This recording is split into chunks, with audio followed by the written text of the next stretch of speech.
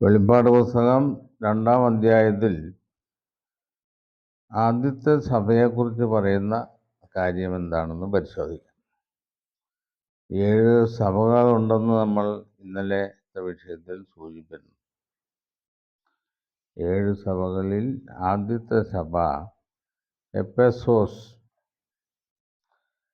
എഫെസോസിലെ സഭയുടെ ദൂതന് എഴുതുക.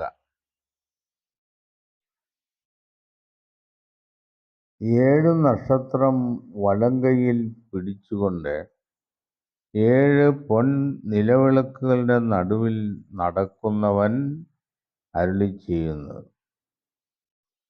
നമ്മുടെ കർത്താവിനെ സൂചിപ്പിക്കുന്ന ഭാഗമാണ്.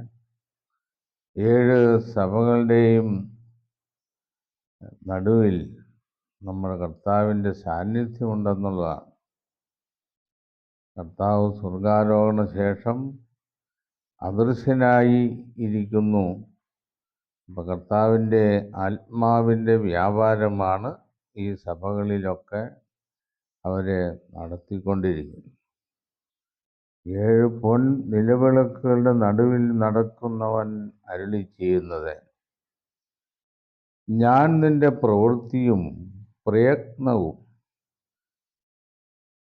സഹിഷ്ണുതയും കൊള്ളരുതാത്തവരെ നിനക്ക് സഹിച്ചുകൂടാഞ്ഞതും അപ്പോസ്തലന്മാരല്ലാതിരിക്കെ തങ്ങൾ അപ്പോസ്തലന്മാരെന്ന് പറയുന്നവരെ നീ പരീക്ഷിച്ച് കള്ളന്മാരെന്ന് കണ്ടതും നിനക്ക് സഹിഷ്ണുതയുള്ളതും എൻ്റെ നാമനിമിത്തം നീ സഹിച്ചതും തളർന്നു പോകാഞ്ഞതും ഞാൻ അറിയുന്നു.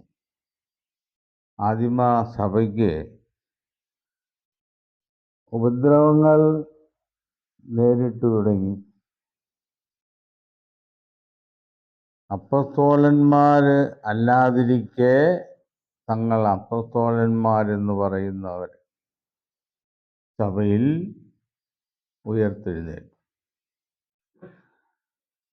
യേശുവിൻ്റെ 12 ശിഷ്യന്മാരും ഉപദേശിക്കുകയും അനുഷ്ഠിക്കുകയും ചെയ്ത സത്യവിശ്വാസത്തിനെതിരായിട്ടുള്ള ആശയങ്ങളും ആചാരാനുഷ്ഠാനങ്ങളും സഭയിൽ പ്രവേശിക്കാൻ തുടങ്ങി.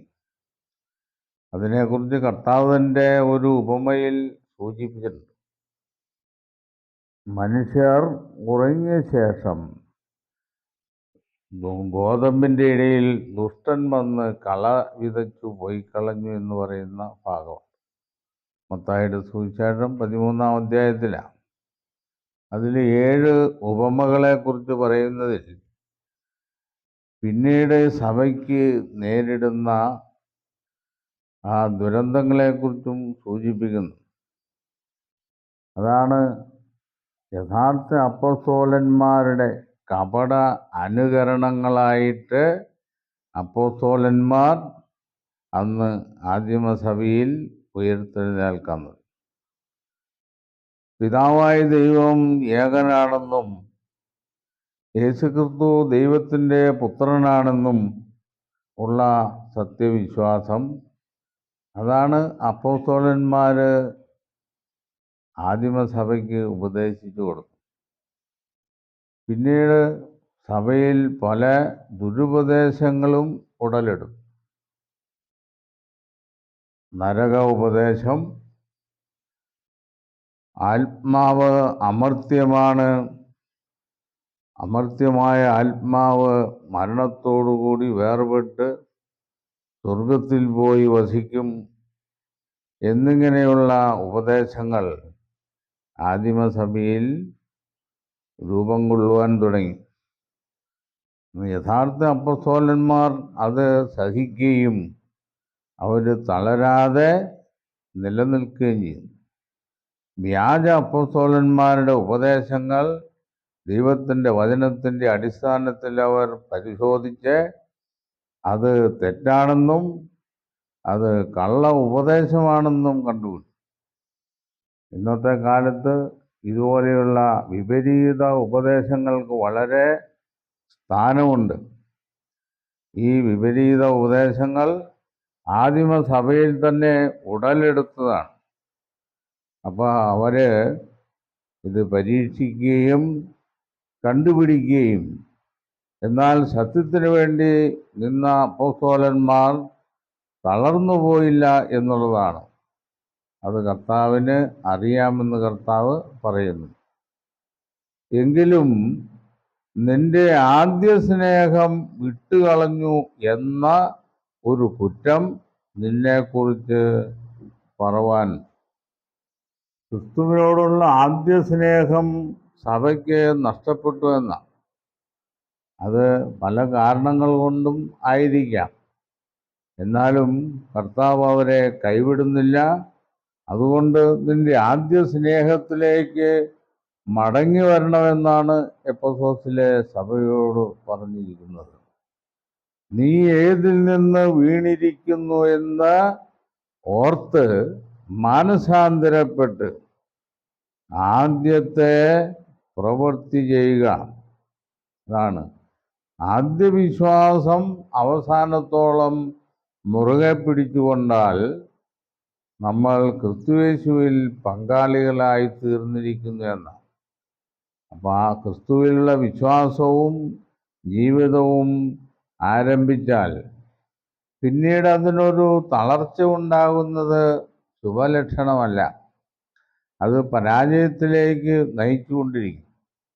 അപ്പോൾ ക്രിസ്തുവിനോടും ദൈവത്തോടും ദൈവത്തിൻ്റെ വചനങ്ങളോടുമുള്ള ആ ആദ്യ വിശ്വാസവും പ്രത്യാശയും അത് മരണം വരെ നിലനിർത്തണം എന്ന കർത്താവ് പറഞ്ഞിട്ടുള്ളത്. ഈ അസത്യങ്ങളുടെ വ്യാപാരം അത് വ്യാജങ്ങളുടെ വ്യാപാരമെന്ന് പറയാം.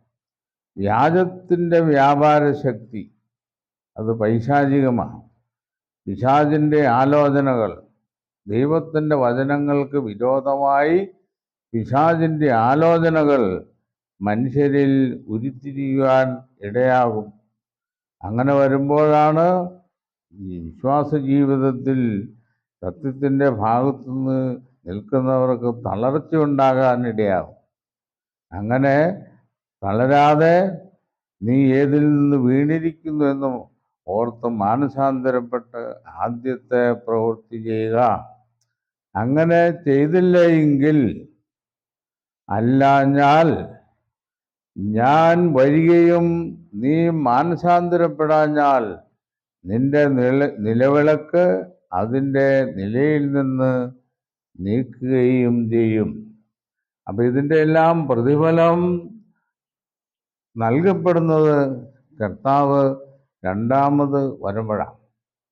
അപ്പം രണ്ടാമത് വരുമ്പോൾ നിന്റെ നിലവിളക്ക് വളരെ ഭംഗിയായി കത്തിക്കൊണ്ടിരിക്കണം. ആദ്യ വിശ്വാസം വളരെ ഊർജ്ജസ്വലതയോടെ ഉണ്ടായിരിക്കണമെന്നാണ് കർത്താവ്. അല്ലെങ്കിൽ ആ നിലവിളക്ക് കെട്ടുപോവുകയും നിനക്ക് പ്രതിഫലം ഇല്ലാതെ പോവുകയും ചെയ്യും. എങ്കിലും നിക്കോലാവ്യരുടെ നടപ്പ് നീ പകയ്ക്കുന്നു എന്നൊരു നന്മ നിനക്കുണ്ട്. ഇതൊരു വലിയ ഒരു ഗുണം ആദിമസഭയിൽ കർത്താവ് കാണുന്നു. ഏതാ? നിക്കോലാവ്യരുടെ നടപ്പ് നീ പകയ്ക്കുന്നു. ഇവിടെ നിക്കോലാവ്യരെന്ന് പറഞ്ഞാൽ എന്താ? ആരെക്കുറിച്ചാണ് പറയുന്നത്? അത് കള്ളയപ്പോസ്തലന്മാർ രൂപപ്പെട്ട ഒരു മതത്തിൻ്റെ പ്രസ്ഥാനമാണ്. വ്യാജമതത്തിൻ്റെ ഒരു ആരംഭമാണ് അവിടെ സത്യത്തിന് വിരോധമായിട്ടുള്ള ആശയങ്ങൾ ഉയർത്തെഴുന്നേൽക്കുവാൻ തുടങ്ങി. ആ അസത്യങ്ങളെ സത്യമാകുന്ന വാൾ കൊണ്ട് ജയിച്ച് അപ്പോസ്തലന്മാരും തുടർന്നു വരുന്ന അപ്പോസ്തലന്മാരുടെ പിന്തുടർച്ചയുള്ളവരും നിലനിന്നു എന്നുള്ളതാണ്. അതാണ് നിക്കോലാവ്യരുടെ നടപ്പ് നീ പകയ്ക്കുന്നു. അത് സത്യമല്ല, അത് വ്യാജമാണ് എന്ന് കണ്ടത് അതിനെ ധിക്കരിക്കുന്നു എന്നാണ്. അങ്ങനെ ഒരു ഗുണം നിനക്കുണ്ട്. അത് ഞാനും പകയ്ക്കുന്നു. കർത്താവ് പറയാ, നീ മാത്രമല്ല, അത് ഞാനും പകയ്ക്കുന്നു. ഞാൻ ഉപദേശിച്ചിട്ടുള്ള ദൈവത്തിൻ്റെ വചനങ്ങൾക്ക് വിരോധമായി ഞാനാകട്ടെ, ഞങ്ങളാകട്ടെ, സ്വർഗത്തിൽ നിന്നൊരു ദൂതനാകട്ടെ നിങ്ങളോട് അറിയിച്ചാൽ അവൻ ശപിക്കപ്പെട്ടവനെന്ന അപ്പോസ്തലൻ പറഞ്ഞിരിക്കുന്നത്. അപ്പൊ കർത്താവും പറയുന്നു, ഞാനും അത് പകയ്ക്കുന്നു. ആത്മാവ് സഭകളോട് പറയുന്നത് എന്തെന്ന് ചെവിയുള്ളവൻ കേൾക്കട്ടെ. ആത്മാവ് പറയുന്നതും കർത്താവ് പറയുന്നതും രണ്ടും രണ്ട് കാര്യമല്ല. കർത്താവിൻ്റെ ആത്മാവാണ് ഇവിടെ യോഹന്നാൻ അപ്പോസ്തലനിൽ കൂടി സംസാരിക്കുന്നത്. അത് ആത്മാവ് സഭകളോട് പറയുന്നത് ചെവിയുള്ളവൻ കേൾക്കട്ടെ. അപ്പം അന്നുള്ളവർക്ക് ചെവിയില്ലാതിരുന്നു എന്നുള്ളതല്ല അതിൻ്റെ അർത്ഥം. ചെവി ഉണ്ടെന്ന് പറഞ്ഞിട്ട് കാര്യമില്ല, ചെവി കൊണ്ട് കേട്ട് ഗ്രഹിക്കണമെന്ന അതിൻ്റെ അർത്ഥം. ചെവിയുള്ളവൻ കേൾക്കട്ടെ. ജയിക്കുന്നവന് ഞാൻ ദൈവത്തിൻ്റെ പറുദീസയിലുള്ള ജീവവൃക്ഷത്തിൻ്റെ ഫലം തിന്മാൻ കൊടുക്കും. ദൈവത്തിൻ്റെ പറുദീസയെക്കുറിച്ച് പറഞ്ഞാണ് ഒന്നാമത്തെ സഭയുടെ ഉപദേശം ഇവിടെ കർത്താവ് അവസാനിപ്പിക്കുന്നത്. ഉൽപ്പത്തി പുസ്തകം 2-ാം അധ്യായം 15-ാം വാക്യത്തിൽ ദൈവത്തിൻ്റെ പറുദീസ എവിടെയാണെന്ന് പറയുന്നുണ്ട്. വായിക്കാം. യഹോവയായ ദൈവം മനുഷ്യനെ കൂട്ടിക്കൊണ്ടുപോയി ഏദൻ തോട്ടത്തിൽ വേല ചെയ്യുവാനും അതിനെ കാപ്പാനും അവിടെ ആക്കി. യഹോവയായ ദൈവം മനുഷ്യനോട് കൽപ്പിച്ചത് എന്തെന്നാൽ, തോട്ടത്തിലെ സകല വൃക്ഷങ്ങളുടെയും ഫലം നിനക്ക് ഇഷ്ടം പോലെ തിന്നാം, എന്നാൽ നന്മതിന്മകളെ കുറിച്ചുള്ള അറിവിന്റെ വൃക്ഷത്തിൻ ഫലം തിന്നരുത്. തിന്നുന്ന നാളിൽ നീ മരിക്കും. അപ്പോ പറുദീസ എവിടെയാണെന്ന് മനസ്സിലാക്കാൻ നമ്മൾ ആദാമിനെ ദൈവം ആക്കിയ സ്ഥലത്തേക്ക് പോകണം. അനന്തരം യഹോവയായ ദൈവം തൻ്റെ സ്വരൂപത്തിലും സാദൃശ്യത്തിലും മനുഷ്യനെ സൃഷ്ടിച്ചു, ആണും പെണ്ണുമായി അവരെ സൃഷ്ടിച്ചു. അങ്ങനെ ആദാമിനെ ഹവ്വയും യഹോവയായ ദൈവം കിഴക്ക് ഏദനിൽ ഒരു തോട്ടമുണ്ടാക്കി താൻ സൃഷ്ടിച്ച മനുഷ്യനെ അവിടെ ആക്കി. ആ തോട്ടത്തിൽ വളരെ കൗതുകവൃക്ഷങ്ങൾ, ഫലവൃക്ഷങ്ങൾ, ജീവന്റെ വൃക്ഷം, നന്മതിന്മകളെക്കുറിച്ചുള്ള അറിവിൻ്റെ വൃക്ഷം, ഇങ്ങനെ വളരെ അലങ്കരിക്കപ്പെട്ട ഒരു പൂന്തോട്ടത്തിലാണ് മനുഷ്യനെ ആക്കിയത്. അവിടെ അനുസരണക്കേട് മുഖാന്തിരം ആദാമിനും ഹവ്വായ്ക്കും ആ തോട്ടത്തിൽ നിന്ന് പുറത്താകേണ്ടി വന്നു. അതാണ് ദൈവത്തിൻ്റെ പറുദീസ. ആ പറുദീസ മനുഷ്യന് വേണ്ടി ദൈവം സൃഷ്ടിച്ചതാണ്. പക്ഷെ ആ പറുദീസയിലെ ജീവിതം എന്നും നിലനിർത്തണമെങ്കിൽ ദൈവത്തോട് മനുഷ്യൻ അനുസരണമുള്ളവനായിരിക്കണം എന്നായിരുന്നു പ്രമാണം. അതിന് ദൈവം കൽപ്പിച്ച ഒരു പദ്ധതി എന്തായിരുന്നു? ആദാമിൻ്റെ അനുസരണത്തെ പരിശോധിക്കുവാൻ വേണ്ടി ദൈവം പറഞ്ഞു, നീ നന്മതിന്മകളെക്കുറിച്ചുള്ള അറിവിൻ്റെ വൃക്ഷഫലം തിന്നരുത്, തിന്നുന്ന നാളിൽ നീ മരിക്കും എന്ന് പറഞ്ഞു. അപ്പോൾ ദൈവത്തിൻ്റെ കൽപ്പനയ്ക്ക് വിരോധമായി നന്മതിന്മകളെക്കുറിച്ചുള്ള അറിവിൻ്റെ വൃക്ഷഫലം ആദാം ഭക്ഷിക്കുകയും അനുസരണക്കേട് ഉള്ളവനാണെന്ന് തെളിയുകയും അതിൻ്റെ പേരിൽ ആദാമിനെ ശിക്ഷിക്കുകയും താൻ സൃഷ്ടിച്ച മനുഷ്യനെ ഏദൻ തോട്ടത്തിൽ നിന്ന് പുറത്താക്കിയിട്ടോ അവനെ ജീവവൃക്ഷത്തിൻ്റെ ഫലം ഭക്ഷിക്കാതിരിപ്പാൻ, അവൻ തോട്ടത്തിലേക്ക് വീണ്ടും കയറാതിരിപ്പാൻ അതിൻ്റെ കെരൂബുകളെ കാവലാക്കി തിരിയുന്ന വാളിൻ്റെ ജ്വാലയുമായി നിർത്തിയെന്നാണ് പറഞ്ഞിരിക്കുന്നത്. അപ്പോൾ ഈ നഷ്ടപ്പെട്ട പറുദീസ ആദാമിനും അവൻ്റെ സന്തതി പരമ്പരകൾക്കും വീണ്ടെടുത്തു കൊടുത്തുകൊണ്ട് വീണ്ടും മനുഷ്യനെ പർദീസയിൽ താമസിപ്പിക്കുവാനാണ് ദൈവത്തിൻ്റെ പദ്ധതി. അതിനായിട്ടാണ് യേശുക്രിസ്തു ഇവിടെ ഭൂമിയിൽ വരികയും മനുഷ്യന് വേണ്ടി മറുവിലയായിത്തീരുകയും മനുഷ്യൻ്റെ പാപഭാരങ്ങൾ ഏറ്റുകൊണ്ട് ഒരു ബലിയായി തീർന്ന് സകല മനുഷ്യർക്കും ക്രിസ്തുയേശുവിൻ്റെ ബലിയിലുള്ള വിശ്വാസത്താൽ നഷ്ടപ്പെട്ട അനുഗ്രഹങ്ങൾ നേടിയെടുക്കുവാനുള്ള ദൈവം ഒരു പദ്ധതി ക്രിസ്തുയേശുവിൽ കൂടെ ഇട്ടിരിക്കുന്നു. അതുകൊണ്ടാണ് ജയിക്കുന്നവന് ഞാൻ ദൈവത്തിൻ്റെ പർദീസയിലുള്ള ജീവവൃക്ഷത്തിൻ്റെ ഫലം തിന്മാൻ കൊടുക്കും എന്ന് പറഞ്ഞ് അവസാനിക്കുന്നത്.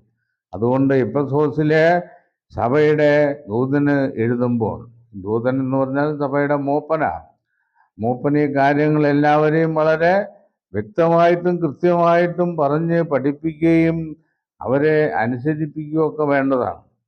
അപ്പോൾ ഈ സഭയ്ക്ക് കൊടുത്ത ഈ ഉപദേശം ഇത് ഈ സഭയ്ക്ക് വേണ്ടി മാത്രമുള്ളവർക്കല്ല, ഈ സഭയിൽ പെട്ടുന്ന വിശ്വാസമുള്ള ഏതൊരു വ്യക്തിക്കും ഈ ജീവന്റെ പർദീസയിൽ പ്രവേശനവും ജീവവൃക്ഷത്തിൻ്റെ ഫലം തിന്മാനുള്ള അവകാശവും ഉണ്ടാവും. അങ്ങനെ ജീവവൃക്ഷത്തിൻ്റെ ഫലം വീണ്ടും ഭക്ഷിക്കാൻ ഇടയാകുമ്പോൾ നിത്യജീവൻ ആയി അത് പരിണമിക്കുകയും മരണമില്ലാതെ മനുഷ്യൻ ഈ ഭൂമിയിൽ ജീവിക്കുകയും ചെയ്യും. ഇതാണ് ദൈവത്തിൻ്റെ വ്യക്തവും കൃത്യവുമായ രക്ഷാപദ്ധതി. ഇതിന് വിപരീതമായിട്ടുള്ള എല്ലാ ഉപദേശങ്ങളും വിശ്വാസങ്ങളും നാം തള്ളിക്കളയുകയും ഈ തെളിവായ സത്യങ്ങളെ നാം സ്വീകരിക്കുകയും ചെയ്യേണ്ടത് നമ്മുടെ പ്രത്യാശയുടെ ഉറപ്പാണത്. ഈ അനുഗ്രഹങ്ങളെല്ലാം നമുക്ക് ലഭിക്കുന്നത് കർത്താവിൻ്റെ രണ്ടാമത്തെ വരവിൽ അവൻ്റെ രാജ്യം സ്ഥാപിക്കപ്പെടുമ്പോഴാണ്. അപ്പോൾ ഒന്നാമത്തെ സഭയെക്കുറിച്ച് പറഞ്ഞിരിക്കുന്ന കാര്യങ്ങൾ ഇത്രയും പറഞ്ഞുകൊണ്ട് അവസാനിപ്പിക്കുക. ഇനി നമുക്ക് അടുത്ത ദിവസം രണ്ടാമത്തെ സഭയെക്കുറിച്ച് പറയാം. ഇത്രയും പറഞ്ഞുകൊണ്ട് ഈ വിഷയം അവസാനിപ്പിക്കാം.